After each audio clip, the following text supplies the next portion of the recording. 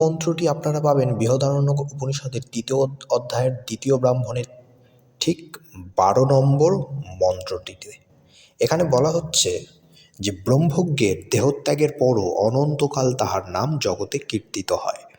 এই লোক ব্যবহার অবলম্বনে নামকে নিত্য বলা হলো। পরমব্রহ্মে বিলীন ব্রহ্মজ্ঞের নিজের দৃষ্টিতে নাম অবশিষ্ট থাকে না, এই পর্যন্ত ইহাই স্থির হইল।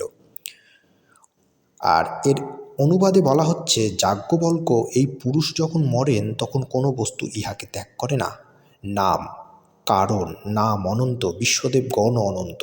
যিনি এইরূপ জানেন তিনি সেই জ্ঞানের ফলে অনন্ত লোক জয় করেন। অর্থাৎ এই মন্ত্র থেকে অবশ্যই বোঝা যাচ্ছে যে নামকে নিত্য কী করে করা যায়। যখন কোনো ব্রহ্মজ্ঞ মানুষ দেহত্যাগ করেন বা পরমব্রহ্মে বিলীন হয়ে থাকেন তখন